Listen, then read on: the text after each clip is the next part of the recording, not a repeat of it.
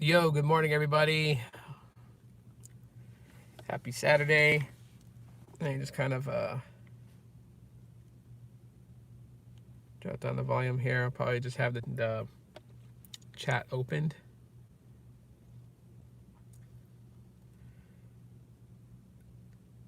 Okay, all right. I got the chat open right now. So, um, yeah, interesting past week. Interesting morning to start off with. So,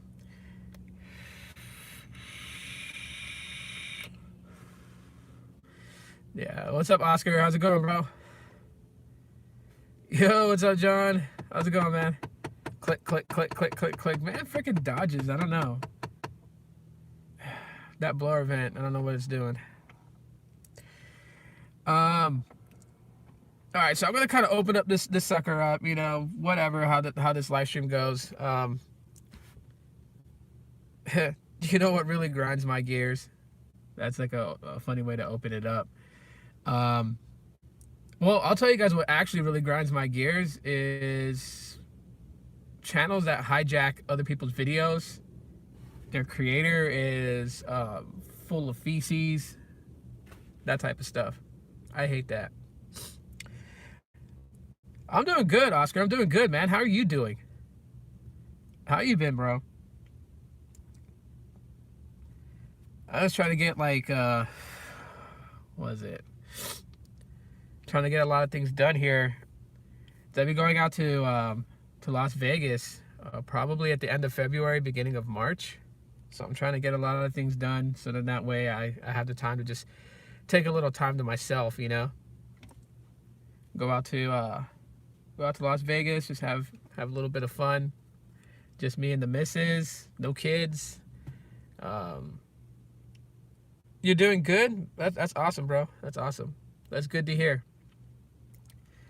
But yeah, man, I'm just trying to get stuff done for 2020. I'm like literally debating of like going back to a physical job or not. Tough decision, like I would love to maybe do more with my channel. I don't know. I just had like a moment of clarity last night just thinking about things, and I'm like, I've been making YouTube videos. I've been on the channel, and I've been just like, like I don't push for a lot of things or whatever, and I don't know. So I started thinking to myself last night. I'm like, yo, what the hell are you doing? Like you have a golden opportunity to do things that you've wanted to do, and like I see like these channels that are jacking my videos, and I have to go in there and do all these damn claims just to take those videos off those channels, because it's not cool. It's not cool when you take the time to excuse me. It's not cool when you take the time to make a video, whether you half-ass edit it, you don't edit it, or you take like all the time in the world to edit it, and then for some jerk to just steal your video and then post it on their channel because they're too lazy to go out and make their own. Do one of those sales things. You get free gut in the fight. No, dude, no way. I'm gonna sit out there and chase people, dude. They freaking chase me all the time. Like if I pass that area with a little tent. You have phone service? Yeah, I do, and I like it. And no, I'm not trying to, like, I don't know. It's nothing against those types of phones, but I feel like that they really should go for people that really absolutely need them. I see people stand in line just because it says free phone, and they'll stand in line and they'll submit their documentation, whether they get food stamps or whatever they get, and then it's weird. It's like some of them get pissed off when like like the little advertisement shows like an iPhone, or it shows like a Samsung Galaxy, like a flagship, and then when they finally get their phone shipped to them or whatever, they look at it, it's like like a very underpowered ZTE phone, and then they get super pissed off. But like those phones are for people that absolutely need them. Like when I was homeless, like what, 15 years ago? Well, a little bit less than that, maybe like 12 years ago. When I was homeless, that's something that I definitely needed, So, I don't know. No, I'm not gonna do anything like that. Kyocera. Yeah, man. Kyoceras. No, I couldn't do that. I couldn't stand out there and like run after people. Like I don't know how it is in your city and in your state, but over here, they will run after you. Like if you're taking public transportation, you're at a bus stop, they will literally run up on you on the bus stop and just be like, "What kind of phone service do you have?" It's like, you already know what they're trying to do. I had a government phone, is disconnected already. Yeah, nothing wrong with them. It's just like I feel like that, like the people that absolutely need them should be the ones getting them, and like they shouldn't have like tents set up where they chase down people to ask them what kind of phone service they have. Like, there. I mean, obviously there are people that's within the system. Obviously, people get tracked for getting things like food stamps and government medical and things like that. You literally can just send them out a letter saying, hey, if you don't have a phone, blah. But yeah, man. Last night I don't know. I had an epiphany. I had a moment of clarity. And yeah, I don't know. We'll see what happens. We'll see what happens. Yo, Sneed, what's up, man?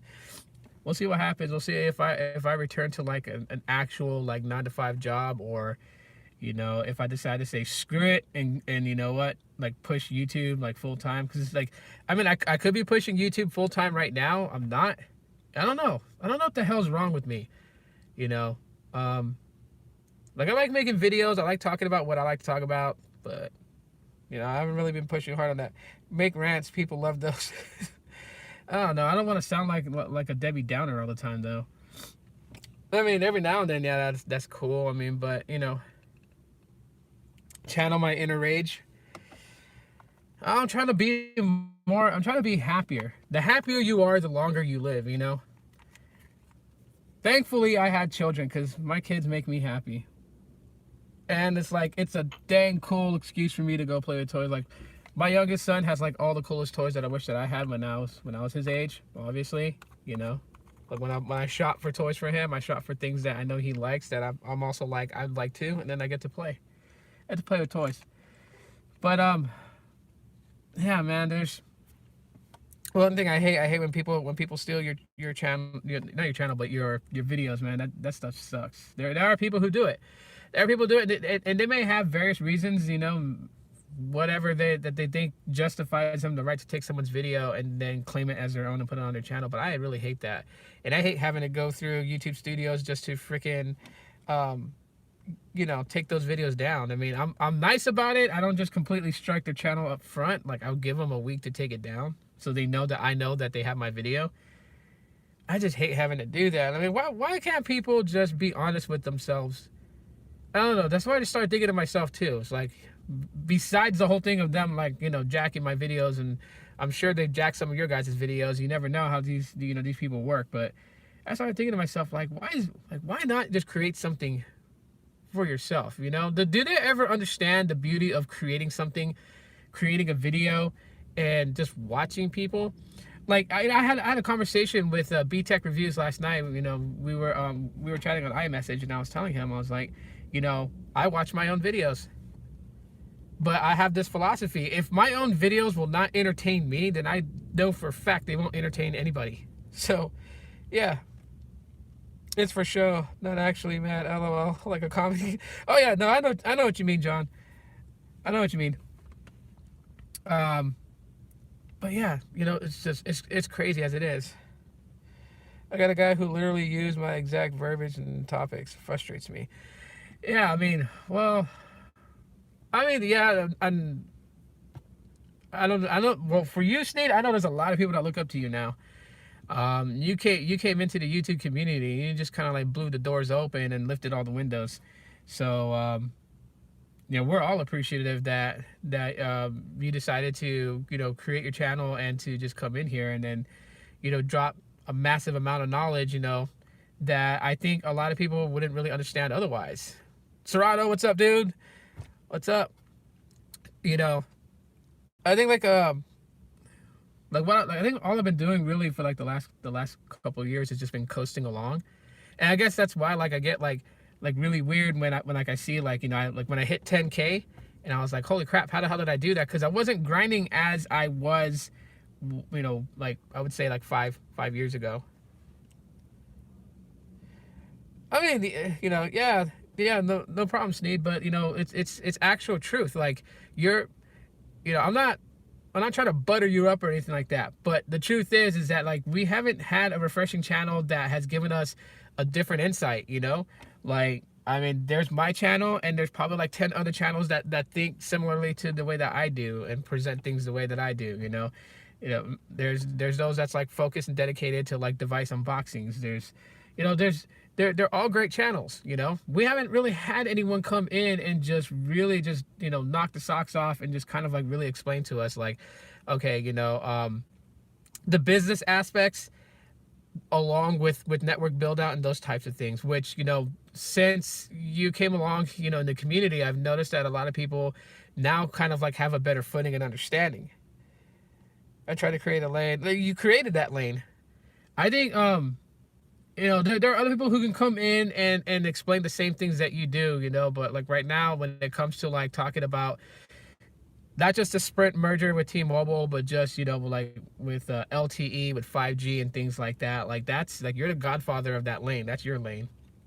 There's a lot of top YouTubers that will talk about it, and that's cool, but, and again, like I said in past videos, for the top YouTubers, it's hard for people to trust their words, for someone that's on our level, we haven't really had anyone to do that, so you kind of fill that void. So it's getting to that point now where it's like, we nearly have it complete. It's clear Sneed is the king of coverage. Yeah, he is. I don't think there's anyone really that I know of that can go toe to toe with him in a debate regarding network coverage, regarding cell sites and 5G nodes and millimeter wave and low band, mid band. I don't think there's anyone that can really go toe to toe with him and all that. Like, it's just you really put that out there, and just the coolest thing is that you don't make anyone feel inferior. I think that's like the coolest thing, like you don't make anyone feel like that. Like, you'll teach us what you know, and then it's just a humbling experience. I don't know about King. I research and read a lot. I dig deep and do it. Yeah, it definitely shows, dude. It definitely shows, because you definitely know what you're talking about, and you definitely teach a lot of us. That's why it's like it's cool seeing you and Carlos live. Like when Carlos he joins your stream, but he's like doing like all these different speed tests and whatnot. You guys are like talking about stuff that considers to be a foreign language, but then it's like you guys do your translations also. I really like your outlook. Well, you can't get stuck. You can't get stuck with the sub counts. I mean, that's kind of the point that I was pushing. Like you need the sub counts for certain things that are required that YouTube wants you to have before they will unlock certain things. So like partnership, super chats, those types of things, you have to amass a certain following before they will give that to you. And that's just because YouTube wants you to prove yourself before they allow you to take advantage of a lot of the perks that they have to offer content creators. But at the end of the day, in the long run, it doesn't really matter, like I use my channel for reference, because I don't how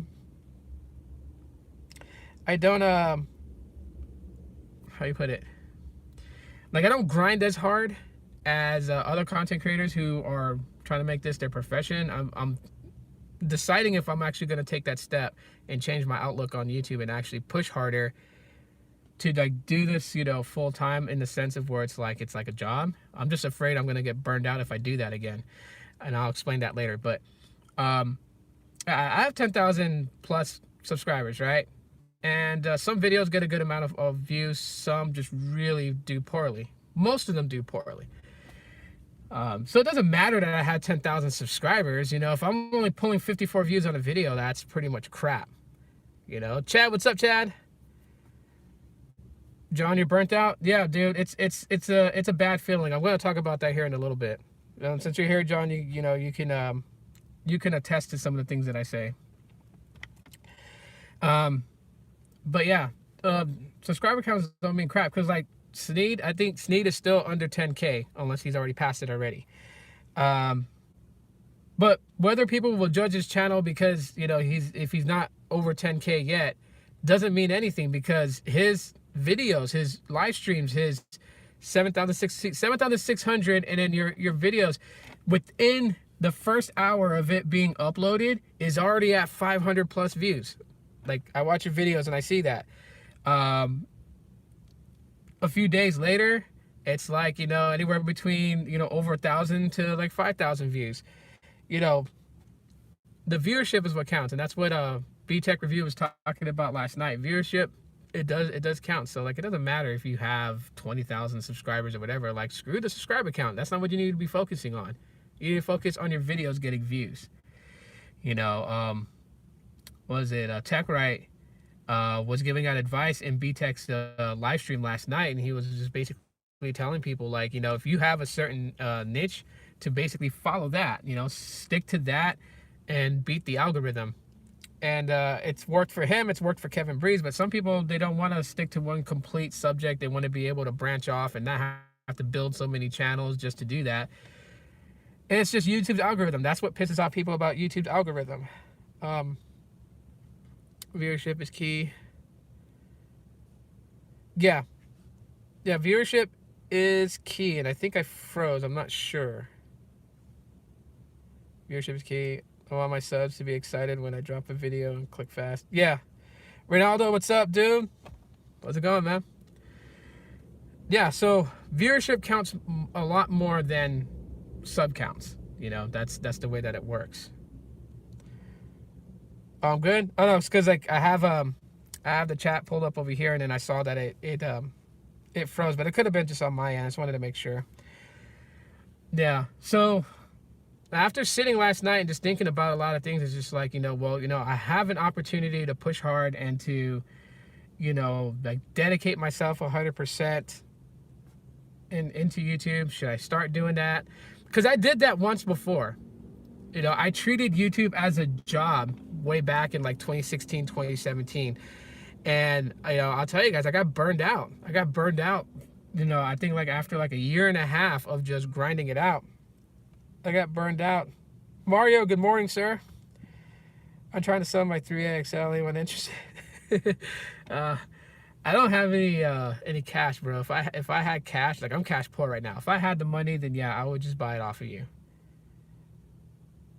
Yeah, no. It's a crappy feeling to burn out, dude. Like, so like, it was around the time when I was like buying up these Boost mobile phones and then unboxing and reviewing them, right? And I was literally looking at it like a job. I mean, it was killing my wallet because, of course, I was sponsoring myself. I was investing in myself. But then I hit that wall. And, every content creator hits that wall.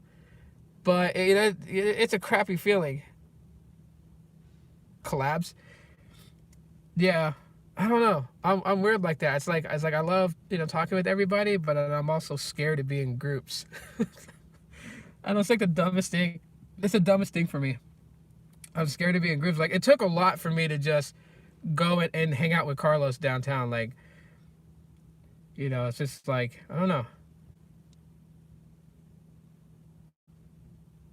Hanging with JG, Carlos, and Jaden invigorated you? That's cool, bro. That's cool. I don't know. I mean, like, yeah, doing the collab live streams and everything, those are pretty dope. I love those. And you know what? And it's great, too, when, like, for instance, like your channel, Sneed, there's not a particular person that you look for to collab with you. Like, you're open to take anybody. Like, I suggested a few guys to reach out to you to join your live stream, so that way your channel brings a more different a person with a different perspective, and builds different dynamics on your channel, because I know that's what you're kind of going for. You're wanting that, I think a certain way, you think a certain way, and let's kind of like debate it, but like not argue, not be mad at each other, but just, have a friendly debate for viewers to listen to. It's easy when you have some juicy info or phones in front of you.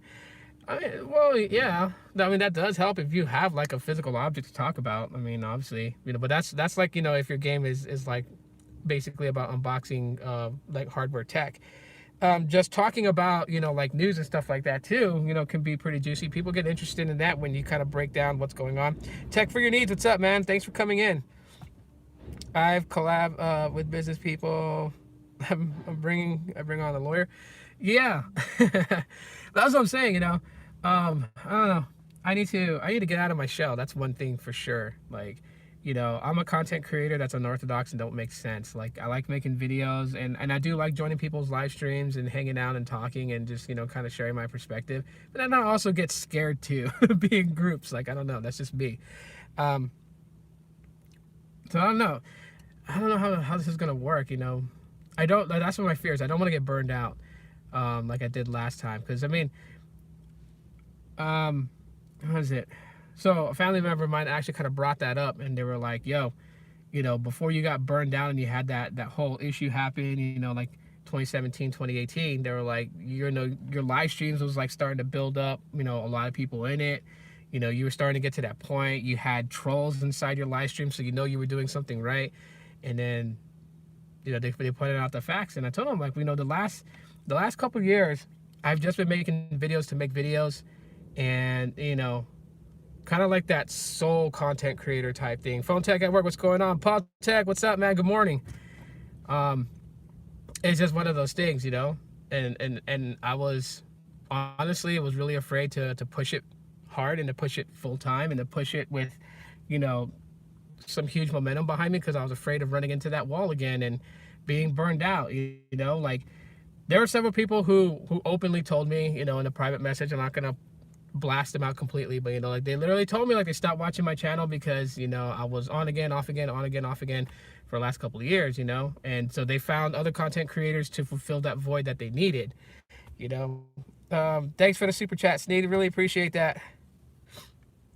You know, so I'm just afraid of hitting that wall again, you know. Like, I don't want to let anybody down. I don't want people to be like, oh, you know, Tito's on this rhythm. He's on this thing going. You know, he's banging out videos. He's banging out live streams and this and that. And I get burned out. And then they're like, oh, well, who do I watch now on a Saturday or on a Sunday? Well, I got to look for someone else to, you know. That's literally what happened to me. Like, I've been told this. So I'm like, you know, when people message me things, even if I don't respond back, it doesn't mean I didn't read it, you know. And so I think about that a lot. I think about that quite a bit. Out of all the tech, why do I choose phones? I've always had an interest for you know, smartphones. Ever since when I first got hired into Verizon and really got to see, like, how phones and the network play together, and also, like, you know, what I was able to do for a customer just by, you know, doing certain things. So it's always been that. It's always been phones. There's always been my interest, you know, like I could talk about audio equipment, but I can only, you know, I can give you a consumer's point, right? But if someone wants to get really technical and talk about drivers and all these other things, it's like, I don't know so much about that. I don't like speaking on things that I'm not very sure on, because then I'm just going to sound like a mumbling, stumbling idiot on YouTube, you know? Video games is, it's sketchy, because, you know, when you show something that's obviously not created by you, YouTube can hit you on that. That's something that, you know, definitely I worry about. I can relate with you here. I have never pain. What do you mean you have never pain?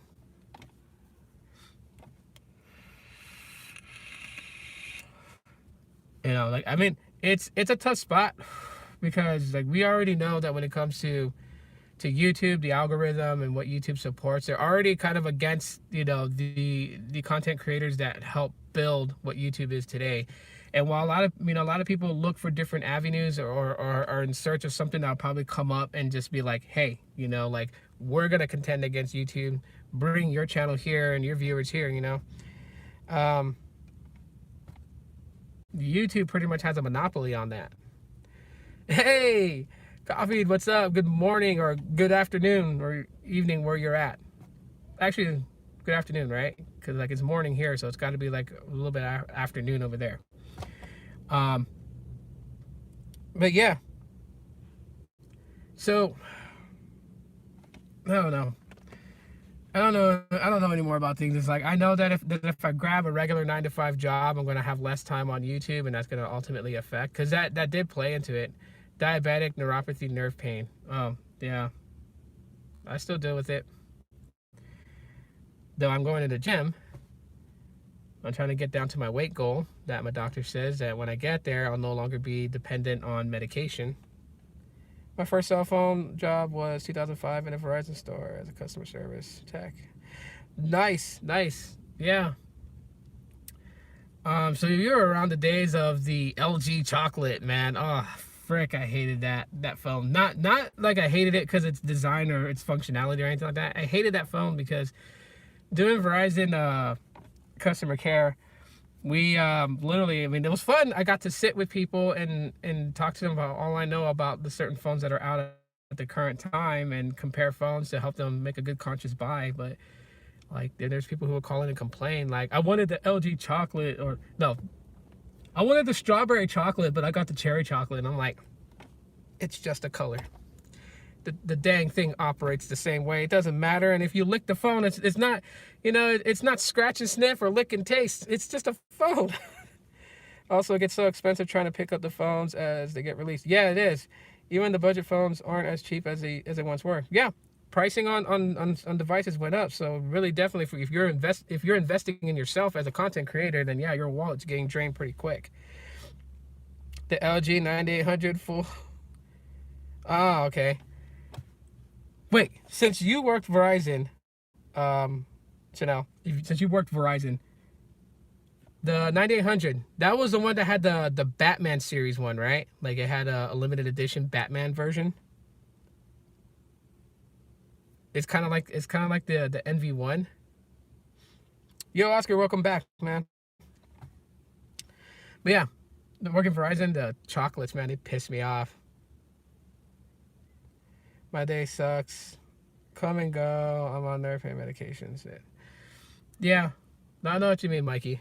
I know what you mean. But then again, I try to take my mind off of it by focusing on other things that kind of helps block the pain. So I'm like, the thing is that you could take medication, but then, you know, what are you really doing besides, like, you know, popping pills every day and probably damaging your kidneys, right? Yeah. No, I know what you mean, because later on, I mean, the Envy was I think it was the 9800, the LG 9800. I think that's the one that had a Batman edition one, because the LG Envy was based off of it. Like when you flip it open to expose the full QWERTY, and then the inner display, it had the speakers on the side, on the inside panel. So like, because this candy bar style that like flips open, and then you're exposing the keyboard, and it looks like a little micro laptop.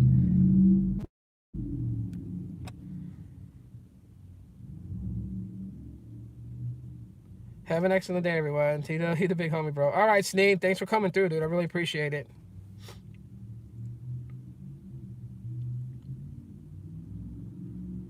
What am I using to broadcast? My iPhone SE.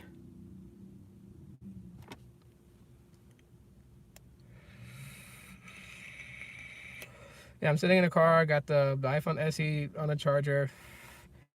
Got the Pixel 3 that I'm reading chats on, and then this if I'm going to do any like researching up stuff or whatever. I'm glad it looks good. I'm glad it looks good. I would hate to have a really crappy stream.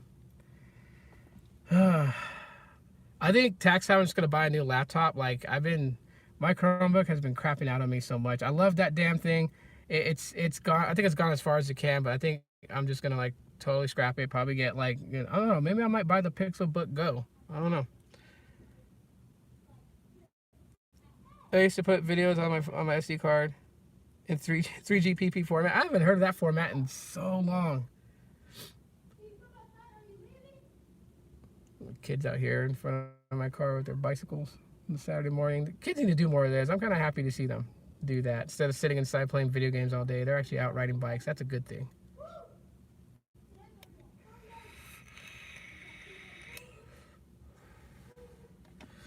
Yeah, you know. But anyways, yeah. So I'm afraid to get burned out. That's kind of why, like, it's hard for me, you know. And I think when I say like you know, I'm just chilling on YouTube, I'm just taking my pace or whatever, I think it's just me that's like kind of calming myself down, because like there's like a part of me that just wants to get back into the mode that I was 4 years ago on YouTube, and just like, you know, live streaming every night, and you know, taking like 2 or 3 days to edit a video instead of like editing a video in 2 hours, you know. Like, you can look back at some of my old videos and see that I was like trying things. I was trying different ideas, editing and trying to make things look a certain way. And then now it just seems like that, like I'm just like, here's a video, you know, like.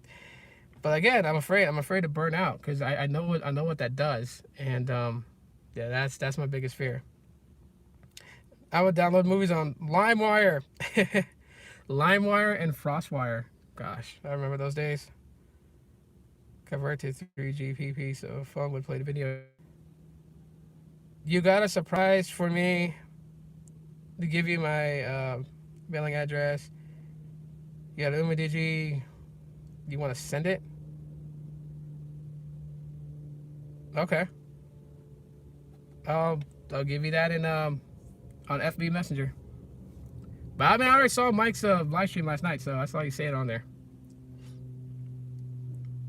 And Netscape, yeah. Napster, yeah.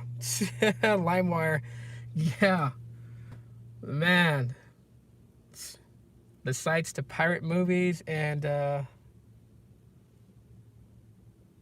you want your email viewed, bro? Well, I mean, okay, I'm gonna click to show it so other people can get in contact with you. But if you don't want anyone seeing it, retract your comment, Mikey. Bootleg, yeah. You know what sucked about LimeWire, though? This was bad. I'll tell you a story about... So, I was downloading Initial D episodes, right? Because I'm a really big fan of the manga and the anime series of Initial D. And I was downloading episodes on LimeWire. And it was at my dad's house. It was on his computer.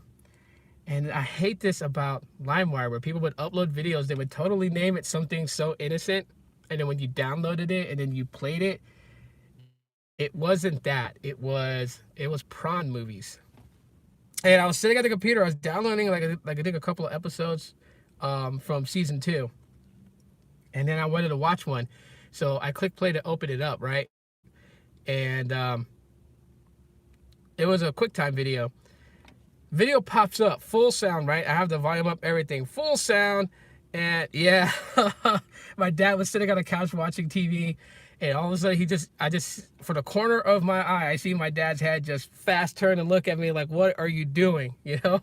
And back then, the internet wasn't as good as it was today. So when you try to click to get the video off, it like took a while for it to catch up with all the commands you're shooting at it, which is probably the dumbest thing to do. You shouldn't like you know, rapidly click to, yeah, that's what it was. And my stepmom was just finishing making dinner, so she was setting the table. So that was pretty embarrassing. My stepmother heard it. Her mother, which is, I guess my step-grandmother, was like in the kitchen area. She could hear it. My dad could hear it. My little brother comes out of his room. And I'm like, oh, God, get this off right now. And yeah, LimeWire for you. So sad.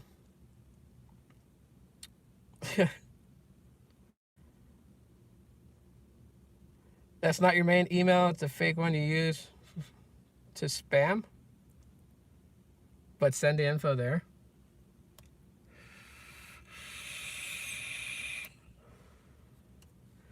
Okay. I'll send the info there. Yeah. Burnout. That's the topic for today, I guess. Burnout. Scared to do that.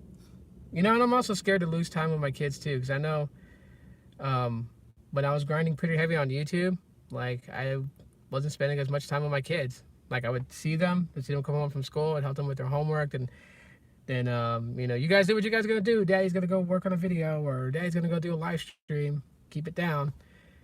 And I didn't like that about me. I guess that's what I'm afraid of, you know. It's like I want to push hard. I want this channel to grow. Like, I'd be stupid to say that, you know, I don't care about this channel. Because if I didn't care about this channel, then I wouldn't be live streaming. I wouldn't be uploading videos, you know.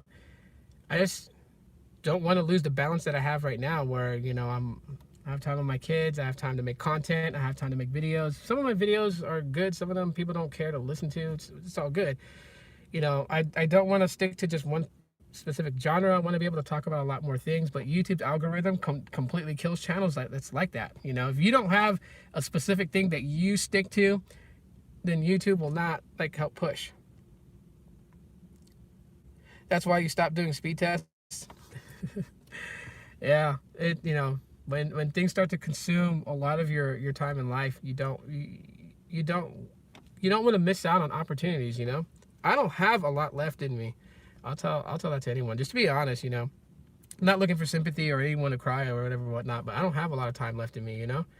I know that my health is greatly impacted, and I'm deadly scared that that I'm not gonna be around in the next 25 years. When you're diabetic, especially when you become diabetic, type 2 diabetes, like your lifespan is cut dramatically. So if I would have lived to 85, medically speaking, they say you lose about 20 years off your life. So like I'm afraid, because I'm 37, I'm gonna be 38, I'm close to 40. I don't want to go in my 60s. Like I'm afraid of dying. I don't want to go in my 60s. I want to be around for my kids. When they're older, I want to help guide them to be good young adults and make good decisions in life. Oh, I'll help you. I got the smartwatch next to nothing. I have a motor rocker I can send you. It still works. You could use it on visible.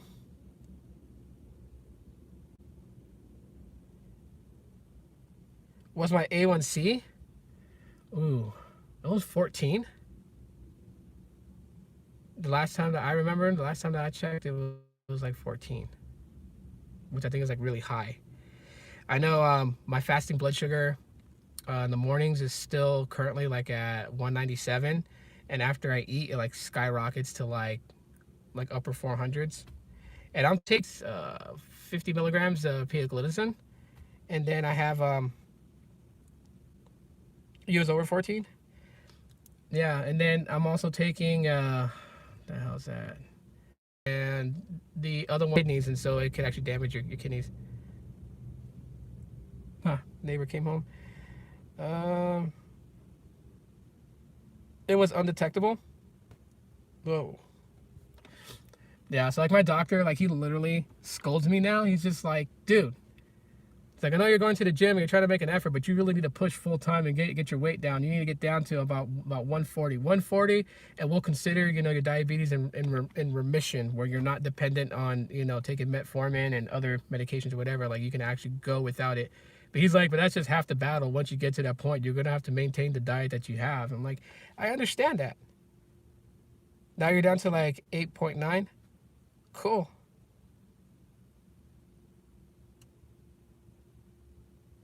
Let's see, you're 33 years old with diabetic neuropathy, nerve pain, and you take, I guess you're trying to say insulin every morning.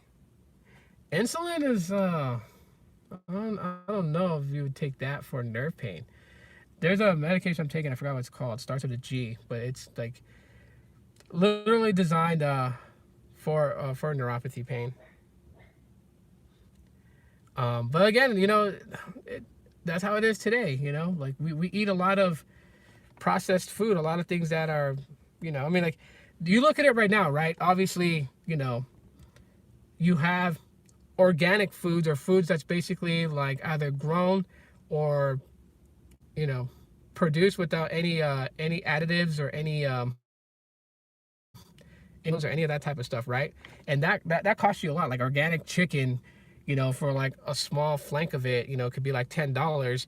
If you just go and get chicken that's farmed using additive growth, supplements and things like that, you can get it for like $3.29. It's just crazy, right? Like you gotta shell out more money just to live. Like the way that I look at it is like, in order for you to eat good, so you're eating healthy and you're paying to live. You're literally paying to have a life. Regardless if anyone outright says it in black and white, you're paying to have a life. Because if you want to eat good, if you want to eat things that is good for you, that's not going to damage your health, you have to pay more for that. Otherwise, the entire world. And that stuff can have like chickens that were they were born today, and they'll be full grown hens in 2 weeks because they're giving shots of like growth hormones and stuff like that. And obviously when you eat that stuff, regardless if you cook the meat and you think you cook out all the stuff that that was in there, it's actually the chickens that are eating it. So obviously it's going to be within their flesh. We eat the flesh. you're borderline to be diabetic. Start now, Oscar, dude. Don't let yourself slip into it, man. If you're borderline, you got a chance to not be classified as it. So, you know, go with whatever works for you, man. If you want to follow what people have been doing the keto diet, then go do it. Get off from being borderline, man. I wouldn't wish this on even my worst enemy. I would never wish my worst enemy to be type 2 diabetic. It totally sucks to have to do that, you know. Like, I think one of the content creators that, you know, gives me a lot of inspiration is Josh Vergara, because he's type 2 diabetic, but like I see on his channel with his videos, you know, he does get to eat certain things, but that's because he's managing his health really good. Like, he's found that balance where, you know, he can go and eat a frosted donut at a carnival with his girlfriend and not have to worry, like, am I gonna feel like crap? Because like right now, like, yeah, I could eat a glazed donut, but I know for a fact that after I eat that glazed donut later on, I'm gonna feel like crap. Stop drinking soda. Yeah, stop drinking soda. Gotta get, you know, can't be eating rice. That sucks too, because, you know, I'm half Asian. I grew up eating rice all my life, so, you know, what's programmed and wired in my head, you know, as like an everyday starch item on my dinner plate is rice. It so sucks that I had to give that up, you know. I mean, if I want to enjoy like a nice burger from Carl's Jr., I go with the, you know, with the keto version of it, which basically they don't put a burger bun. It's just the burger and, you know, the sauces and the veggies on it, and the, you know, cheese if you want cheese.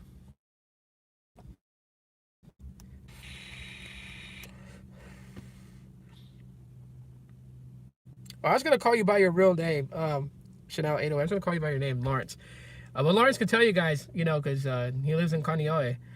In Hawaii, like, they're doing a lot nowadays. I know the last time I went back to visit home and visit family, I know there's a couple of places like L&L's and what's the other one?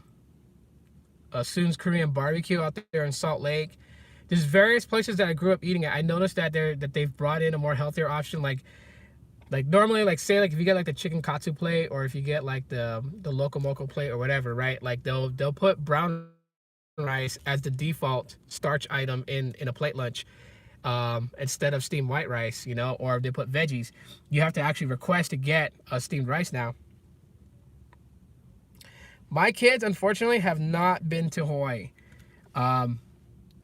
My goal is probably in the next 2 years to take them, and that's just because my youngest son, like, I don't want to bring, like, you know, my youngest son, when he was 2, he could have went with me when he was 2, but then, you know, he's 2 years old. Like, I want him to have like actual genuine memories of being in Hawaii when we go. So probably like next year or the year after, because I know my mom is going to be back from Thailand next year. She'll actually be in Hawaii, and so then that way she can meet her grandkids for the first time.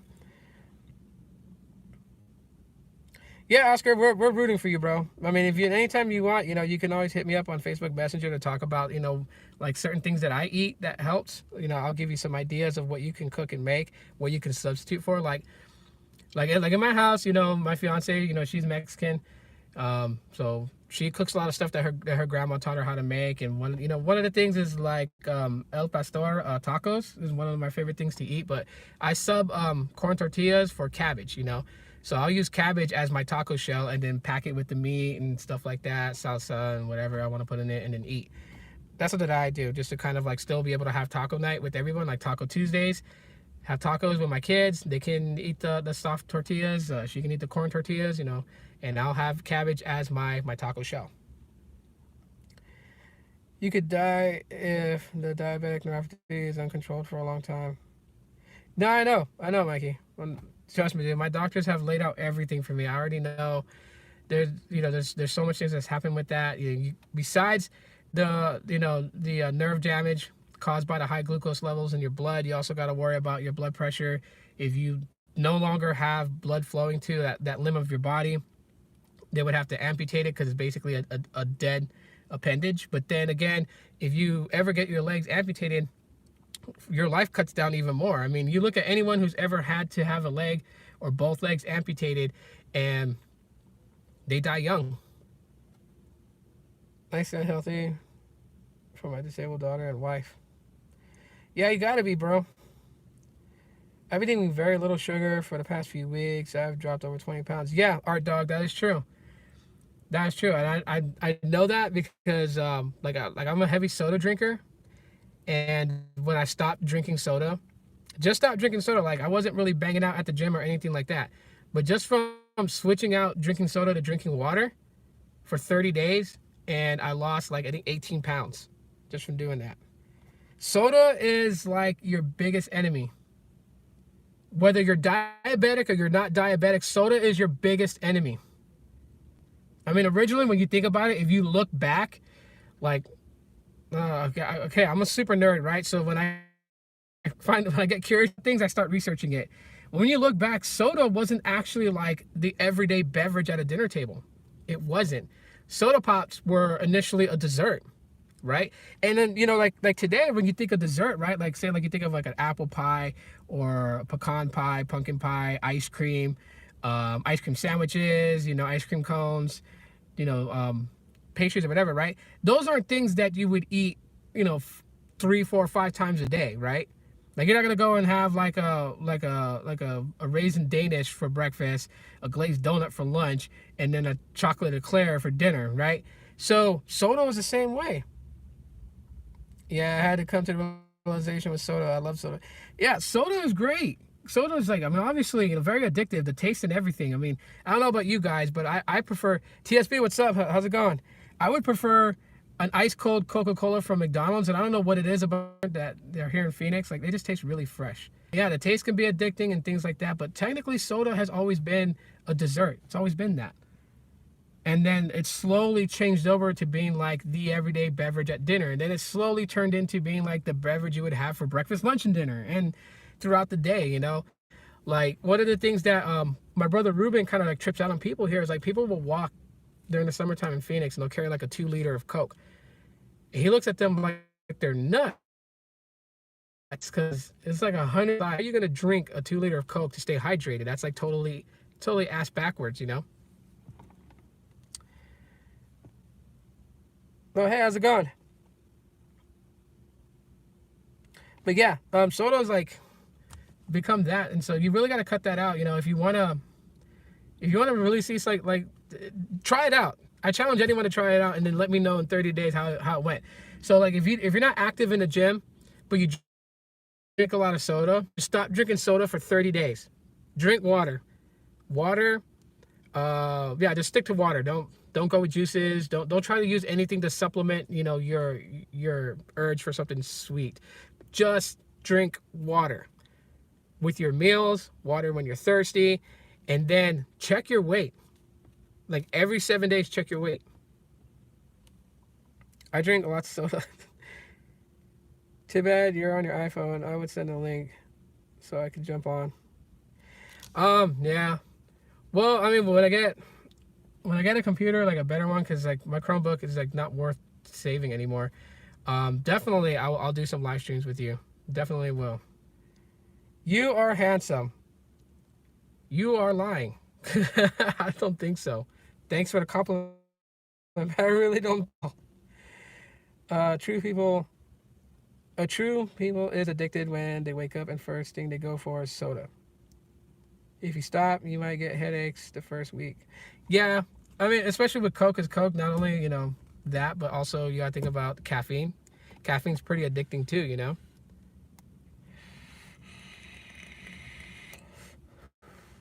You weigh 280 and you are 5'8".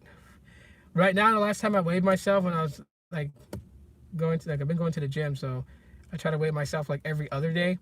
But I think I was like at 176 and I'm 5'4". Okay. Just letting you know I'm engaged to be married. So, but I appreciate the compliment. I don't like my smile. I think my smile's creepy. At least I tell my fiance that. I always like do like this really weird smile to look like a stalker, and she gets creeped out. But anyway, definitely watch your health, dude. Watch your health, man. That's like, you know, we only have one life, and that's all we're ever gonna have. You know, there is no do-over. There is no reset button. You know, Nothing comes to us and says, hey, you'll get a second shot at life, So, you got to live your life to the fullest, but it doesn't mean like, take huge barrels of soda and down it because you love soda so much. Like, no, like you also gotta live to survive. My biggest fear is not being there for my kids. That's my biggest fear. Lawrence, you're 5'7", 228. You lost 5 pounds in the last month by dropping soda. Awesome, dude. Everyone, shout out to Lawrence, aka shout out 808. That's good, bro. You lost 5 pounds, man, and keep going forward. And that's just from dropping soda. So just like I said, soda is like probably one of the biggest things. Heavy starch stuff is too as well, right? Like if you're always eating rice and like Lawrence said earlier, he said spam musubi. Oh my God, man, that's like the freaking Hawaiian sandwich, right? Like people eat peanut butter jelly or they eat ham and cheese sandwiches. In Hawaii, we eat spam musubi. And there is a book that has over 100 plus recipes that you can do with spam too. So there's like a lot of things that spam incorporated. And I like spam, But yeah, spam musubi. How do you make a spam musubi without rice? What could you use to substitute that? Those are things that crosses my mind because those are some of the things that I love here. Like here in Phoenix, the closest thing that we got to in L&L's is a place called Ono Hawaiian Barbecue, and it's pretty much the same style menu as L&L, but I mean more of the old ways, right? So they don't substitute steamed rice with brown rice or anything like that. They kind of go old school with it, and like. They got the barbecue mixed plate, which has like, a couple of pieces of Kalbi ribs, and you got, barbecue beef, you got barbecue chicken, and you got a chicken katsu plate, you got the Kalua pork plate. And I love Kalua pork, so I can grind on that pretty much all day. They don't have lau lau though. Lau lau is, shit, I should probably just like eat that. I mean, lau lau is pretty much like, butterfish, some pork wrapped in, oh my gosh. Soda is my alcohol. I would kill a 2-liter in one sitting. Yeah, I know what you mean, dude. I was doing that. I was drinking a lot of sodas and stuff like that. I can kill it out. My dad hated it when I lived with him because basically he would go and buy like one of those 30 packs of Sam's Club cola cans from Walmart. And after he buys those, when he comes home from work, there's like already 14 drunk. It's all drunk by me. Hawaii eats spam and egg sandwich. When I was in California, I used to get the Loco Moco and dirty rice combo. Mountain Dew.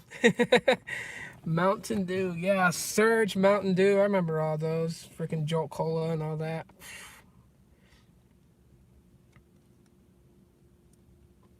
Not really spam. It's not just spam and egg sandwiches, man. It's not only just that. Like, you can go and get a chicken katsu plate, and then have like a couple of pieces of fried spam thrown in, on the plate, just for sakes, You can get like a chili frank from, I think like what, Lawrence, you can let me know if they still do this, but like at Zippy's, if you get like the surf pack, I think it's the surf pack that comes with the 2 pieces of fried spam along with these are bento boxes at Zippy's, by the way. But yeah, I think the surf pack comes with like a couple of pieces of spam. You go to McDonald's in Hawaii, it's like you can get spam, egg, and rice for breakfast rather than, like the big breakfast. Yep. Yeah. I need to go back to Hawaii though. What was it? Koa Pancake House, I think it's called. Oh my God, man, you guys gotta go try that place. There's a chicken place that a lot of people laugh at. Is the name of the place. It's over there off of Keaumoku, and I want to say it's by Cartwright Park. Right before you take the bridge over to go on Makiki area, there's a fried chicken shop that was like it's called Itchy Butt, Itchy Butt Chicken. It's so funny because the name is called Itchy Butt, right? So you're like, how's that an appetizing name? But a lot of people back home told me like they have some really good chicken wings. No worries, bro. We can set that up. We can do that one day. Just do like a live broadcast, talk story. I don't know. You'll make the pigeon come out of me, and then people are gonna be like, "Bro, Tito went stupid, man. Listen to the way he's talking." Like, it's funny because like I've been in the mainland for so long now, so like when I speak, it's like it's pretty plain. my fiance, the first time I ever got pissed off, she like tripped out because then the pigeon just came out, and you know how that is, right? That's the best Korean food. That is what it is, right? It's Korean fried chicken. I think that's what they basically are. But yeah, she heard me speak pigeon for the first time. I was pissed off, and I was just going bananas. I was mad. I wanted to fight dude. I wanted to fight the dude so bad, and I was like, it just came out. So like, yeah, I don't know. We ever talk story on a live stream, and then pigeon will come out. People will probably be like, yeah, I've been living in Phoenix for the last couple of years. The last time that I actually lived in Hawaii was back in 2003. Like Hawaii, the cost of living there is really bad. So like if you smoke cigarettes, don't move to Hawaii. That I smoked cigarettes and I went there, a pack of generic cigarettes was like $11.50. I'm pretty sure it's either the same or a little bit higher now. And I know like name brands was like freaking close to 15, but that's like if you buy them in Waikiki. You go to any place like Don Quixote's or anywhere else, like 7-Eleven or whatever, it's probably like $12 for name brand and maybe like 9 or 10 for a generic. I don't know.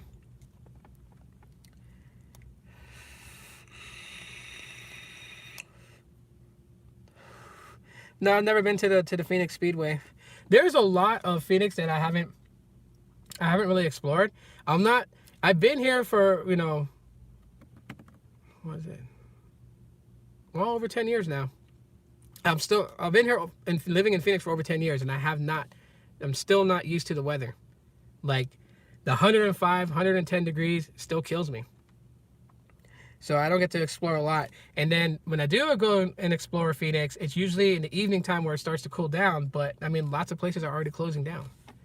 That's why like a lot of like call center businesses are flocking out this way to Phoenix. And like this is like the great place if you have like a call center, if you want to open up a business call center and contract different companies, like you want to be a call center for handling business care for like Dish Network or DirecTV or whatever. And this is like the best city to do it. And Phoenix, Scottsdale, Mesa, Tempe is like the place you want to do it because there's not a lot of we're not impacted by a lot of weather, so we don't ever really shut down here. Like when I worked for retention for Sprint, that's the reason why, was because of the fact that like our call center was really good. I mean, we had some really good agents that were good at their job, but it was also the fact that we never had to shut down. Like there was a retention center in Louisiana. They had to shut down because of bad storms and hurricanes. Same out there, and I think it's in South Carolina. They had a call center out there that had to shut down for like a week because of a hurricane that hit the area. So their center was down for like a whole week. So like our call volume went up drastically because every call was coming to our center. So yeah, this is like the best city to basically have that. I remember Taco Bell, Kahlua pork nachos. Yes, I think people get like when people go to Hawaii, bro. I think like they trip out on how the menu is kind of like incorporating some of the things that we eat back on the island, right? Like like most people here probably never heard of the Terry Burger from McDonald's. If you did, or you ever had it, then you guys know what I'm talking about. But if you're like a Terry Burger, McDonald's had a Terry Burger, like yeah, they had a teriyaki burger. It basically looked like a cheeseburger, but instead the meat was glazed. It was cooked and glazed in teriyaki sauce, and then they put mayo and onions on it. It was kind of like the weirdest thing ever. I really want to say it's the favorite. It is a well-known pie. Haupia is well-known. I mean, there's different variants of it. There's chocolate haupia, there's the classic haupia. There's haupia. There's so many different ones. It's just like like my sister, right? Like my nephew Trey, he's kind of well built, right? And people are like, well, he's mixed, he's not, ate that, but like he's pretty well built. I'm like, yeah, my sister stuck poi in his bottle. Poi will give you big bones, but like poi's pretty good depending on how you eat it. I mean, naturally its taste is sour, but you can add sugar to it. Justin compare, do you have an idea how much does one burger cost in McDonald's in the US? One burger. They used to be 99. Well, okay, so a cheeseburger I think is like $1 something. I don't really remember all too much. I know like cheeseburgers used to be 79 cents and hamburgers were 69 cents. If you're talking about McDoubles used to be 99 cents. Now they're like $1.69 here for one. So they're roughly under $2. Chicken katsu is, if I ever go back home, you meet up with me, and yeah, we can cook. I go back to Hawaii to see family. If you want to know where I'll be at mostly, you'll find me on the west side, Nanakuli area. Nanakuli to Maili to Waianae. That's where I'll be at.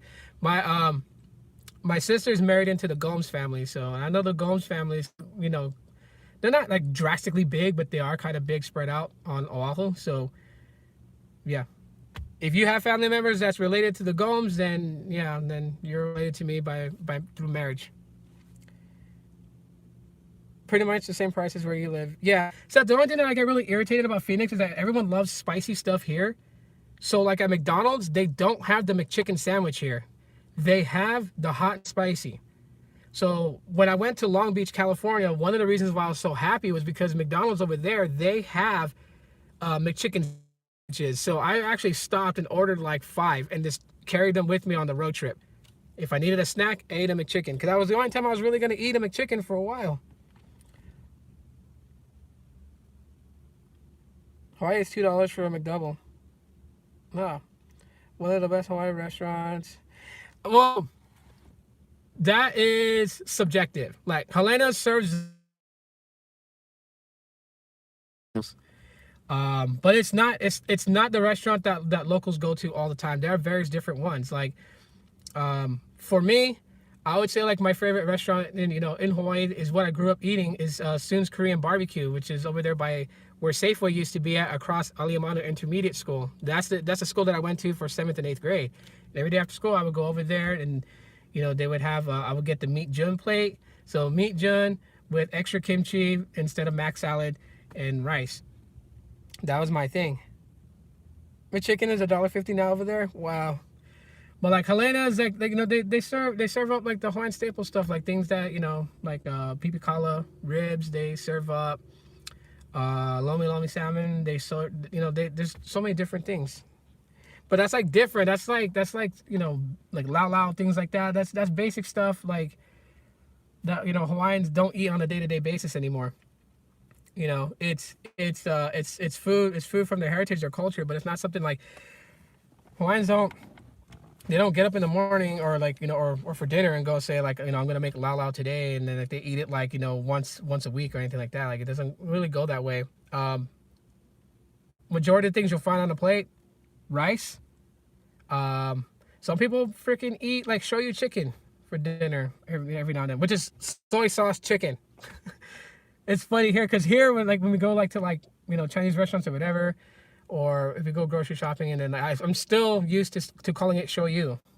That's what it is. And then my lady looks at me like, well, like soy sauce. You guys call it soy sauce. Why do you call it shoyu? We have the Aloha Festival here. As a matter of fact, it's coming up in a couple of months. That's like the only other time that I really get to just like go and like experience things, which is like, it's weird. Because, it's called the Aloha Festival, so people think it's like strictly dedicated to like, Hawaiian culture, Hawaiians, getting together, whatever. But it's actually a lot broader than that. So, like, yeah, there's like, there's like a hula dance group from, I think, from Hilo that flies up here and does like a performance. Then you have the Samoans that come, Tongans that come, even the Micronesians, so like Chamorros from Guam, Palauans, Saipanese, they come over there. So it's called the Aloha Festival, and yeah, but it's not strictly dedicated to that. And like, I lived in Guam for a time too, so it's funny because people will call people from Guam Guamanians, and they're not Guamanians, they're Chamorros. But yeah, here I am earlier talking about being type 2 diabetic, and then I don't know how the heck did we get into food. But that is one thing too, though, right? Potlucks in Hawaii, man, they pull it. Originally, sharing a good meal with good friends, kind of brings people together, right? So, potluck get-togethers are always a fun special. Speaking of which, I'm probably going to hit my sister up and have her send me some dry ahi, like overnight me some dry ahi. I haven't had any in a while. The Fry supermarket here, they sell poke, but I don't like the way they mix it, though.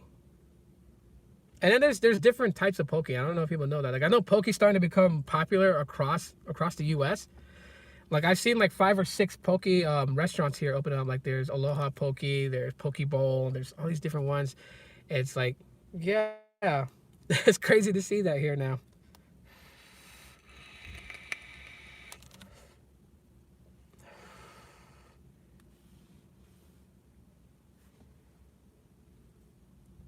Okay, let's see what happened here. Okay, yeah, my chat was like weird. Said that there was like 0 people in here, so I was like, oh, everyone left. um, but yeah, Jesus, Lawrence, man, you're having my mind like jog from like so much memories of back home, like going spearfishing over there by Diamond Head. Um, I love doing that when I was back home. Show you chicken's easy to make. Yeah, it is. You just need a lot of show you though. I mean, they used to make like big pots of it, right? So yeah, show you chicken's easy to make. What's some of the other ones? You know, one thing that I had people here tripping out on was fried ramen, right? That you get from the Manapua truck. Fried ramen. It's like you could fry it. Like you could do a lot of things with saimin, or we call it saimin, but I mean, yeah, ramen. Maruchan ramen, top ramen, whatever. I call it saimin. I mean, when I make it the normal way, where you boil water, you add the dashi in and the noodles. I always cut up Spam and throw it in there. Oh, y'all listening? Isaac, what's up, bro? What's going on? I'll tell you right now, Isaac, this is a weird live stream. I started off talking about YouTube, content creation, tech, and now they were talking about health and diabetes, and now we're talking about food. But yeah, saimin is like also like, I guess, like the quick hamburger in Hawaii. I mean, the first time that I had school lunches over there, it was just like weird because they would have like different things they would serve for, you know, school lunches, and then there was always like one bar at the far right. And this is when I was going to IAEA Intermediate, and it was like you just get saimin. So if you didn't want to eat regular lunch, you can eat saimin for lunch. And that was like my thing. Like most people thought I was weird because I loved the fish cake they put in it. I wasn't picky. But yeah, when I made fried ramen here, or fried saimin here, like people just tripped out. They're like, I didn't know you can fry it. Like, yeah, you can fry it. You can do a lot with ramen.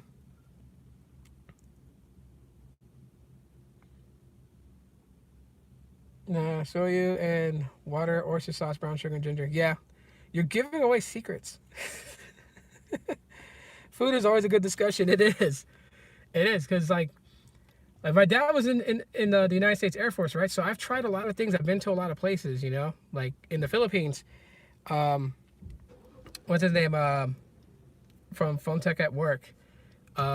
He's heard me say it, right? Like I talk about chocolate meat, and people ask me, what the hell's chocolate meat? They think it's weird. They think it's like it's actual like chocolate mixed with meat, and like no, it's called chocolate meat because the meat is cooked in the animal blood. And when the blood cooks with the meat, the blood turns like a dark brown color, like chocolate. So they call it chocolate meat because they're gonna tell nobody, yeah, this is dried blood meat. Like, you know, that doesn't sound appetizing at all. But as disgusting as it sounds, you eat it, you're actually surprised. Like dinuguan is a Filipino soup that's actually made with the blood of the animal.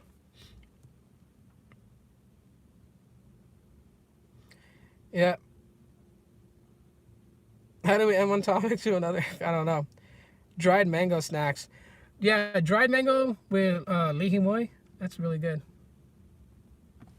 I like that.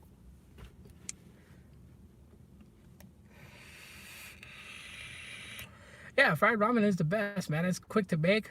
My kids love it.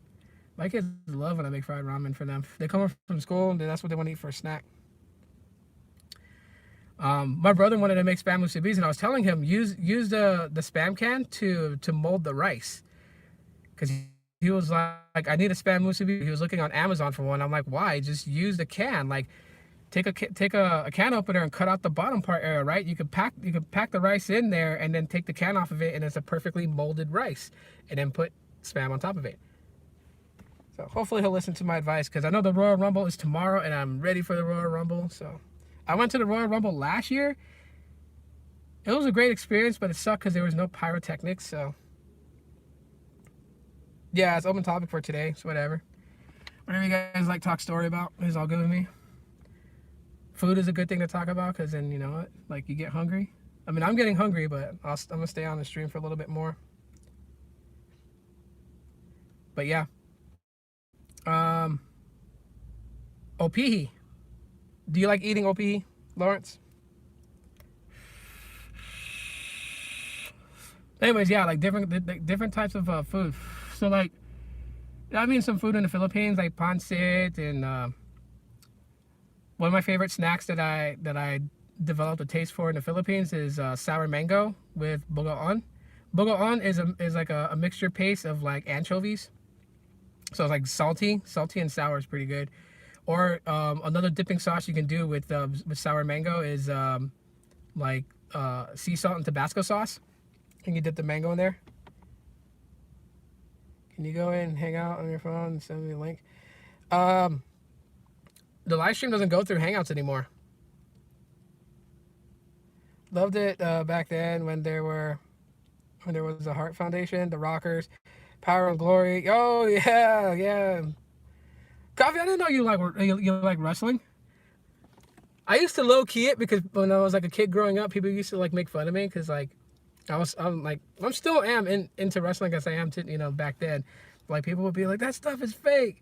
Cause like one of my favorite wrestlers growing up, which is probably a cliche one, is the Ultimate Warrior. And you know what? Since you guys are cooling with me right now, I'll tell you guys, when I was like 6 years old, my dad used to get mad because I used to take my, you know, those scented markers. So like they smell like certain flavors, like the blue ones smell like mango. I used to draw the Warrior's face paint on my face.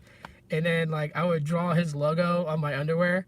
And my dad would get so pissed off because he's like, you're wrecking your underwear and I got to go buy more ones. You know, I was like, oh, yeah. My favorite was Marty Jannetty. Yeah, I felt so bad for Marty Jannetty the day that the Rockers finally broke up on Brutus the Barber Beefcake's his little talk show. Like they had Shawn Michaels on there and, you know, they hugged and like you didn't like that was like the first time like I saw something super controversial like that because then he super kicked him and then threw him through the glass window of the barbershop show. Yeah, no, Rocky Johnson passed away, man. My condolences. Yeah, it'd be a tough time for The Rock too, especially right now because like the Royal Rumble's up and WrestleMania's around the corner. So I don't know. You heard a story that led to that, a real story? I've heard some things about it. I've heard, you know, like, I mean, their differences off camera was also like present for the simple fact that you know, like Shawn was partying a lot more. Marty was kind of getting tired of like, you know, taking care of him like at the bars and stuff. Like they got into bar fights and things like that. There's like a lot of things. Like I don't know if you guys remember the infamous speech that Shawn Michaels gave when he was talking about that there'd be sunny days. He was actually referencing because Vince used to let Shawn and what's her name, Sunny, actually use his office to do things.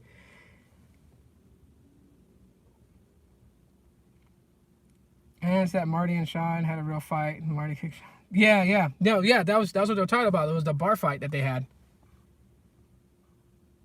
Yeah. I mean, yeah, there's like a whole lot of behind the scenes stuff. Like nowadays, wrestlers break kayfabe quite often. And I think it's funny because currently, right now, right, like the whole storyline, I laugh because, you know, Lana and Rusev, and everyone really thinks that they're getting a divorce, and they're like, people were showing like an outpour of support to Rusev about, you know, Lana being with Bobby Lashley or whatnot. And like I get it, you know, like people can resonate with these wrestlers and they connect with them on a level. So when they see something like that, people don't know what to think because when you look back, the whole storyline of Matt Hardy, Edge, and Lita, like they took a real life event and made it into a storyline for ratings.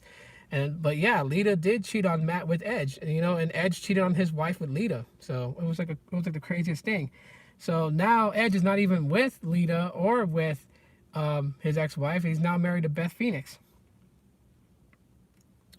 But I mean, it's crazy when you kind of think of stuff like that, like what's real and what's not real. Like when wrestlers break kayfabe and they bring personal life into actual wrestling. Like what was it? A while back when Jeff Hardy had his 20th anniversary with WWE, and Samoa Joe came out and talked about Jeff's struggle with pill addiction and, you know, alcoholism and all that other stuff. Like that was crazy that they even allowed that.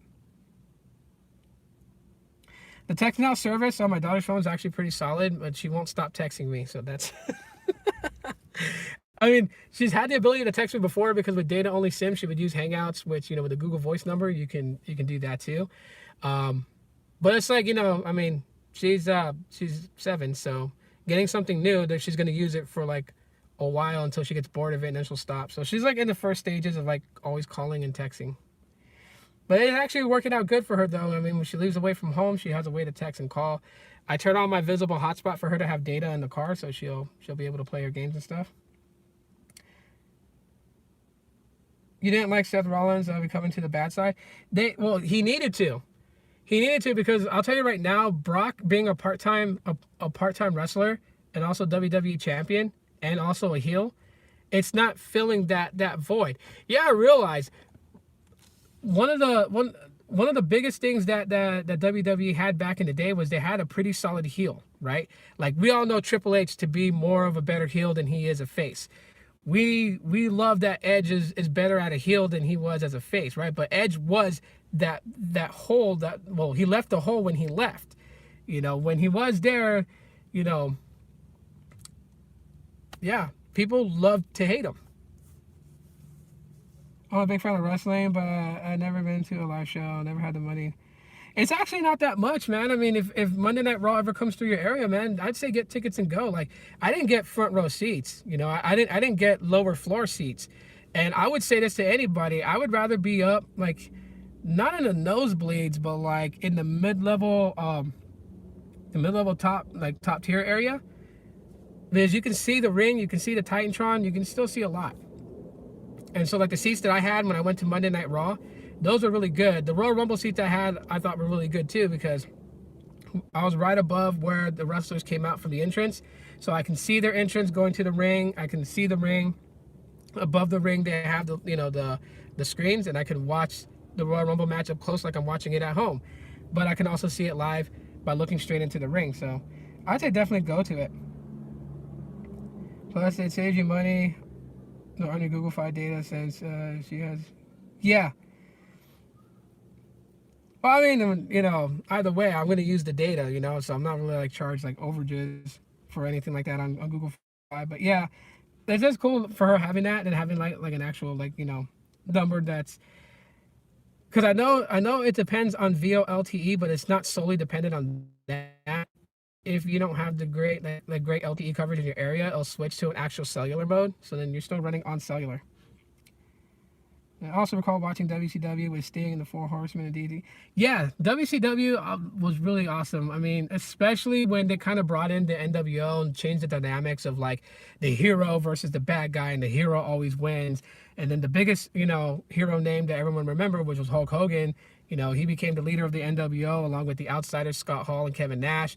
And they started bringing in former WWF superstars. So, Ted DiBiase joined the NWO. Virgil joined the NWO. They were just bringing in all kinds of people. And then some of the lower ranked guys, like, like Scott Norton. You had Buff Bagwell. Those are good times, too, especially when Sting went, like, 18 months not having dialogue on Monday Nitro. And then on, Thursday Thunder. It was just pretty cool. I mean, he had...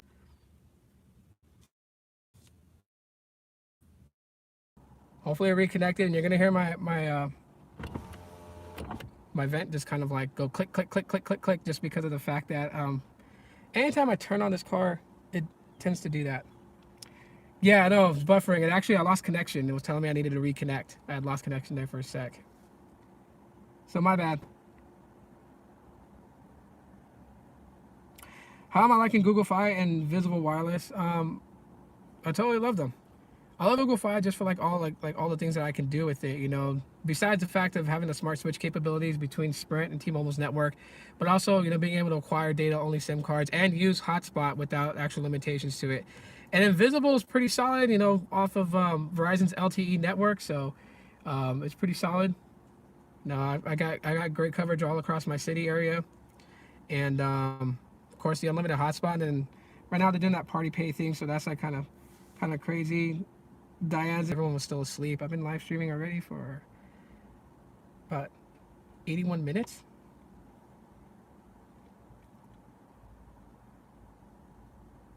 Yeah, it does.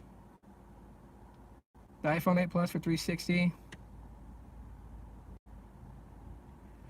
Yeah, they have that. And they also have refurbished ones too that come from Apple. I am looking to get an iPhone 8. I like the iPhone 7. I really do. It's just one thing I can't utilize with this. I mean, I could if I just buy like the little patch thing that you would put inside the case, and you would click it to the lightning port, and you could wirelessly charge it, because I know they have them. Stupid neighbor, turn your shit off, man. It's freaking morning still. But you know, I'm just gonna like upgrade to an iPhone 8. I think that's like the last iPhone I'm gonna get. The missus will use the 10s. She has a 10s and she likes it, and I have the iPhone 7. I don't know. I like older designs. Sometimes I'm weird like that. I like going back to an older phone. So people were like suggesting just wait for the iPhone 9, get the iPhone 9, because it'll have newer specifications with the iPhone 8 body, because I know they're repurposing the iPhone 8's body. I'll just get an iPhone 8. I mean, right now on OfferUp you can find them for like 300 or less. There was like a person who was like a trusted seller on OfferUp that has really good reviews for their their business that they do. They had an iPhone 8 64 gig version. They had it for like 260, 265, and comes with a charger, and they have a dongle for headphone jack. Upgrade my lines to pause my plan. Okay. Better off with the Plus for 360. Yeah, except that I don't know. I don't like bigger phones, right? So like if I get an iPhone, it's like the iPhone 8. It's gonna be the normal size iPhone 8. It's not gonna be the Plus. I used to always go after like bigger phones, and like no. Now I have a more comfortable experience with smaller phones. So I'm just gonna get the iPhone 8. But I'm gonna buy it through somebody here in Phoenix on OfferUp. So it's not gonna be brand new or anything like that. Like I'm gonna make a video about this on how to purchase iPhones on OfferUp, like a good way of doing it, because I think like most people that I see that do it, like they go over there, they'll make sure that it's not iCloud locked, they'll make sure that it's unlocked to use any other carrier. But there's other things you want to look at too besides that. Like you definitely want to go check the battery health, right? So you want to go into the settings of battery and then see the battery capacity health. If it's under 80%, it's not worth buying. There's that click. Shut up. It's not worth buying because you're going to have to take it to Apple and get a battery replacement or get a battery serviced, So those are some of the things you want to look at. But I mean, I'll go into a full detailed video on like the best ways to buy an iPhone on OfferUp, especially if you're buying in person. Through OfferUp, I'd rather meet the person instead of having them ship me an item, because then you could just do that from any other site that sells, either brand new, unlocked, or refurbished, unlocked iPhones. So yeah. Click, click, click, click, click, click. Yeah, that's the Dodge Avenger. This car does that, and the other Dodge, because like the car parked next to me is a Dodge Magnum, and when they turn on the car, $49.99 for battery replacement on Apple. Yeah, now I looked that up because I'm also gonna refurbish the iPhone 6s that I have, so because the screen is cracked. I'll probably, after I repurpose it, I'm probably gonna end up giving it to my daughter, and then giving the other one this iPhone SE, or I might just buy another iPhone SE and then give both of these ones away. As the iPhone SE I have is the rose gold version. It's only 32 gigs, but my daughters don't need a whole lot.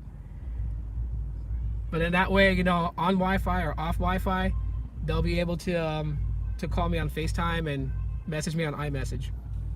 Makes it easier, especially with the text now. Bruh. This is how I know I'm getting old as hell. Yeah, you remember that I didn't support Apple. Things change. I still have my Pixel, and if I had to choose one or the other, it would be my Pixel. But I do use iOS now. I did not lose my mind. Babe, stop.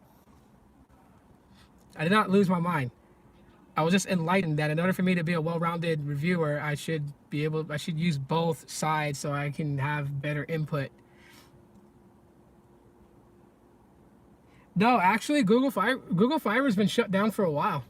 like Google has stopped growth, so they stopped building up fiber optics in certain areas. So they never came to Phoenix with it, which is sad because the apartment that I live in, they actually have the apartment building set up to connect with Google Fiber. And I don't know if you guys remember, but Google Fiber was supposed to be pretty solid as hell, because like if you went with their monthly paid plan, then you were getting you were getting a gig speed, so like a gigabyte down, gigabyte up. Speaking of offer up. But if you wanted a free internet service from Google Fiber, it was like 7 megabits down, and I think like 3 megabits per second up. But that was free. You didn't have to pay for that. You would have to pay for them you have to pay a one-time connection fee. I think it's like $35, and then it's free internet in your home. So just imagine that. I mean, that's equivalent to like basic LTE speeds on the low side, right? So not even really good LTE or LTE advanced. That's like basic old 4G stuff.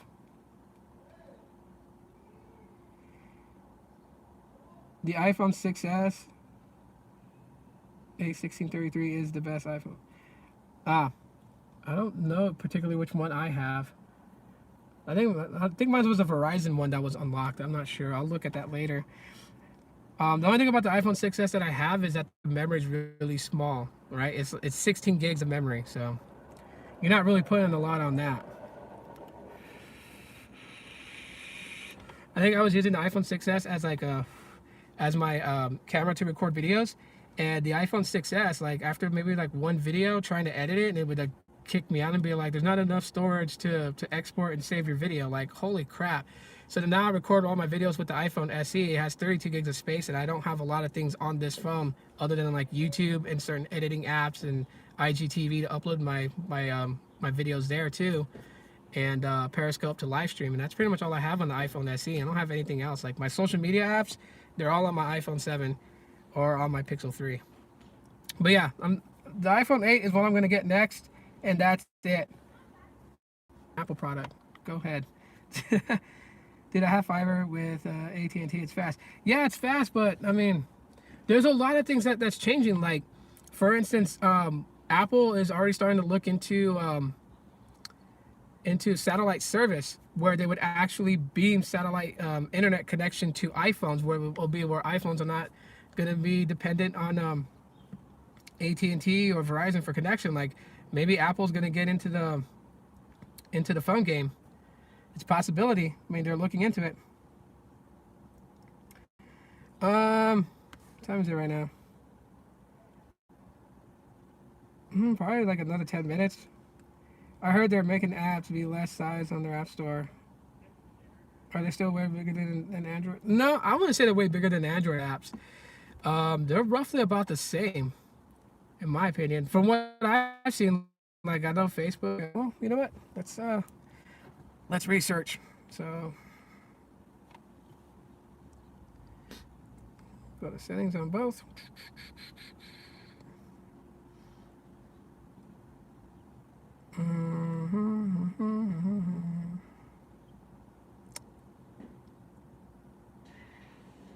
Go to storage and I'll see what it is. Where's it at? Okay, let me let up that info. Apps. All right, well, let's take Pokemon Go, because I play that game a lot. So let me find Pokemon Go here. Yeah, so on the iPhone, it's about 597.8 megabits of storage used, and on Android, 580. So about the same.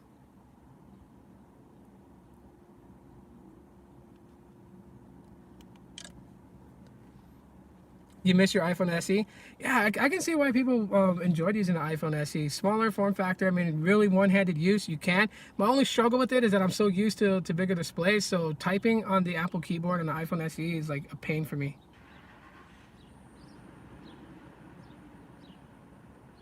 You can give me info on doing a side thing for unlocking AT&T phones?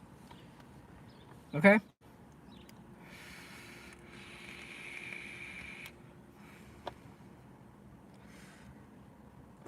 Yeah, I'll hit you up.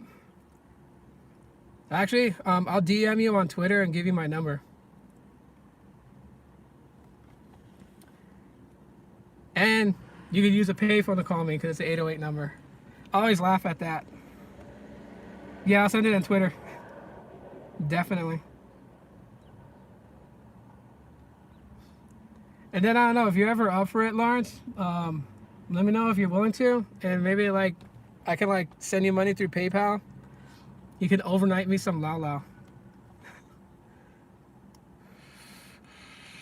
Since you live on Kaneohe side, I don't know if you ever drive through. I think it's Kailua. If they still have that little stand on the side of the road by the beach, or why they had sell the Puerto Rican pasteles. If they do, let me know. Ah, got it. Yeah, yeah, sis. The user above you, Chanel 808 Life Hawaii. Yeah, he lives in Kaneohe. Maybe I can persuade to get like a care package sent. Like send like $100 and just buy me a bunch of stuff on the list. Like go to freaking 7-Eleven and buy me a chicken curry manapua, buy me some like 6 pork hash, and then go to that stand. I think I want to say it's Waimanalo, but I could be wrong. But the stand that sells the Puerto Rican pasteles, grab me a couple of those. Head over to Nanakuli to my sister's house, grab me a like a pound of dried ahi and some other stuff, and then just like pack it in a box and overnight it to me. Yeah, I know you used to live Kailua. Okay, we'll talk about it. Right on, right on. That's the way.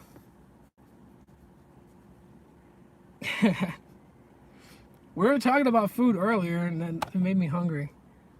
So yeah, in like 10 minutes, I'm gonna end the live stream. I think I streamed for a good amount of time. 93 minutes, about an hour and a half already.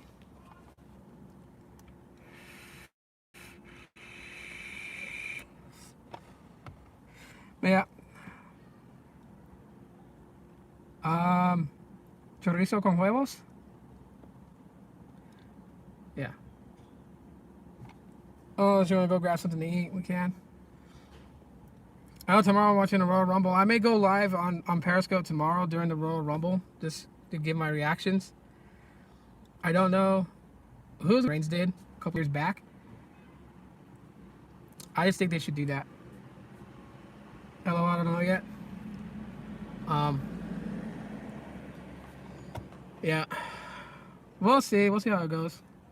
If you follow me on Instagram, you can see I still have the highlights from the story post when I was at the Royal Rumble here in Phoenix. It was fun.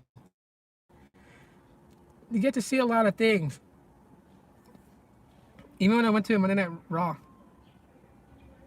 We have a buffet for sushi. That's the closest thing we get. We have Ono Hawaiian barbecue here. That's the closest thing I get to L&L's, but no Zippies. Oh yeah, Lawrence. Like, okay, so I'll talk to you about it maybe like sometime in March. If you can do it for me, I really appreciate it. I'll give you a little bit off the top of it too. But yeah, if I can send you some money, you can overnight those things. But one thing for sure, that's got to be in that box is I need like a gallon of Zippy's chili. We're all hungry after food talk. TSB, yeah. TSB, I'm what do you call that? If you want promotion on your channel, bro, I'll do what I can. Like I said, I'm trying to push Carlos's channel to get to 1,000 subscribers. Like that's something that I've been doing here on YouTube besides making videos. It's trying to help people, like, you know, trying to help Altertech's channel grow. Try to convince Sneed that if he hits 20,000, that he'll do a 24-hour stream with me and several of the other people, like Pete and everybody. Just do like a 24-hour stream over the weekend. See if we could do that. Don't tell me Al Naples from no, just Zippy's chili. Because like one of my favorite things to eat when I went Zippy's to go eat dinner was the chili Frank plate. I love that. Why not? Zippy's is awesome. They need to build one here. Frick, Ono Hawaiian barbecue gets like good business here. People love the food there. And then there's a couple of other places like there's Paradise Hawaiian Barbecue, which is more of like Soon's Korean barbecue in Salt Lake. So they sell that kind of stuff, like Meat Jun and Bibimbap and all that. And then, yeah, just imagine if they opened Zippy's here, man. They'd make a killing. Yeah, I know there's one in Las Vegas. I didn't get to go to it, but I think I'll go to it this time. Cause I know like when me and my babe go to Vegas for our vacation in like end of February and March, I know I'll find Zippy's. I'm gonna buy a cupcake from the cupcake ATM, and I'll go live when I do that, so you guys can see that. But I'm also gonna dine at Hell's Kitchen at Caesar's Palace. Like I've always like Chef Ramsay is probably like, I don't know, it's a cliche. I like his stuff. I like the fact that he tries to teach you like how to make like his beef Wellington and his chicken Wellington and all that stuff. Yeah, just recently opened. Yeah, DK Jaime Garcia. What's up, man? I'm not gonna be on for another 6 minutes, bro.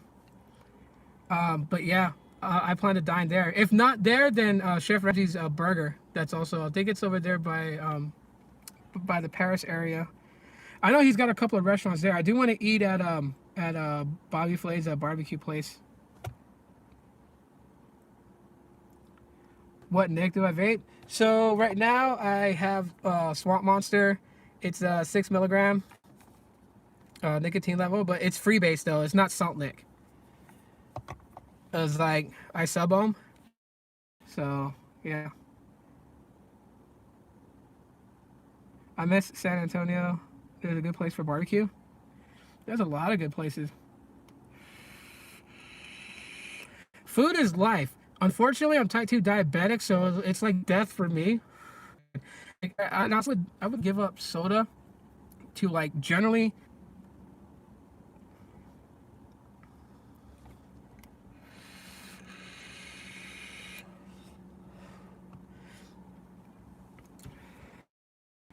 Red Star Vape Shop. Go to redstarvapeshop.com or redstarvape.com. You can check out their website and order stuff from them if you want. They got some pretty good flavors there. Mount Baker was probably one of my favorite go-tos. They moved their operations out to Mesa, but I think they closed down their store here. They had really good stuff. Like you can get a 240 milliliter bottle of e-juice for like $45. A 240 mil would last me almost a month. You have e-ciggity. Yeah, my sister vape. She buys from one of the local shops there. Was it Volcano Vape or something like that? That's where she buys her juice from.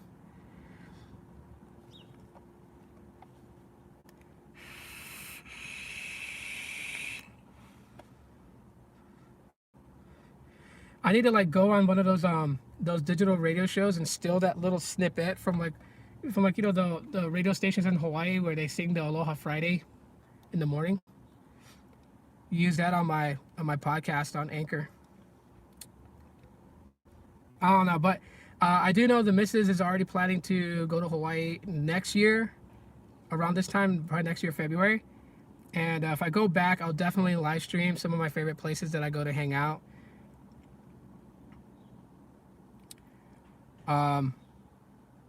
The places I got in trouble at.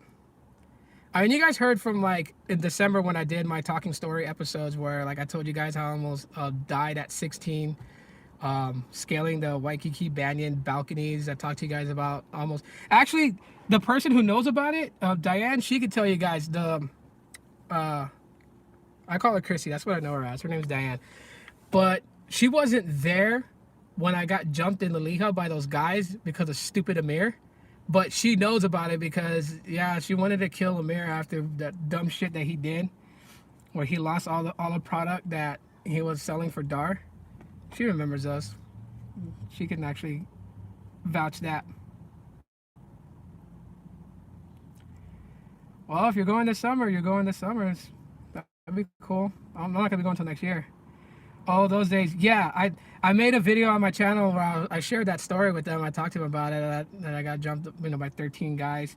Because me and Amir got chased through Aloha because he was stupid, thinking that dude was going to give him back all the stuff he got jacked for. Yeah, I shared that story. It's on my channel, so if you want to reminisce and listen to that story, go for it. But yeah. Anyways, guys, yeah, wow. So I've been on here for quite a while now. I'm going to go ahead. Because he was stupid? Yeah. Because he was a freaking idiot. And I paid the price for that one. And they freaking left me behind too, those assholes. So, oh well. You remember that video? Yeah. Yeah. Yeah, Dan was a witness to that. Yeah, if you guys want me to do more of those videos, I will.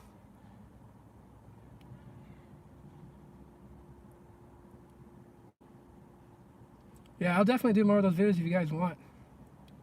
I got plenty of stories to tell. The time that we thought we was gonna get into a scrap with those guys who ran down behind Pro Kai Shopping Center where we were drinking with Robert them. Drinking Heinies and just kicking back, and then all those dudes just ran down. I'll save that. I gotta go. I gotta eat breakfast. So I appreciate everyone who came in today to hang out. You guys are awesome. You guys are clutch. And yeah, if I do go live later, it'll be on Periscope. So if you follow me on Twitter, then you'll be notified when I go live again, or I might just go live back on YouTube. Just depends. Yeah, Chrissy, love you too. Be safe as well out there. I know it's like cold out there, yeah. So yeah, don't turn into a Hawaiian Eskimo pie. Enjoy my breakfast. All right. Shout out to Coffee all the way out in the UK. Thanks for coming in. TSB, Diane, my babe for joining in. Oscar, thanks so much for coming in. Chad for coming in as well. I want to thank Mikey for being in here too as well. And Sneed, thanks for coming through, bro. I know you're not here right now, but thanks for coming through. Robert Hughes, thanks for coming in as well. DK Hyman, thanks for coming in.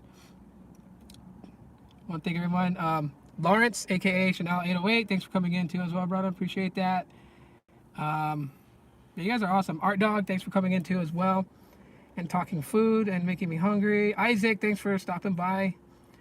Yeah, you guys are awesome, man. I'll see you guys later. Enjoy the rest of your Saturday if I don't come back in live stream. But you guys can always, like, you know, chat with me on Twitter. I'm very active on Twitter, so if you guys ever want to, you guys can DM me on Twitter or whatever. I tweet back. So yeah, that's it for right now, guys. As always, Aloha. If the screen will work.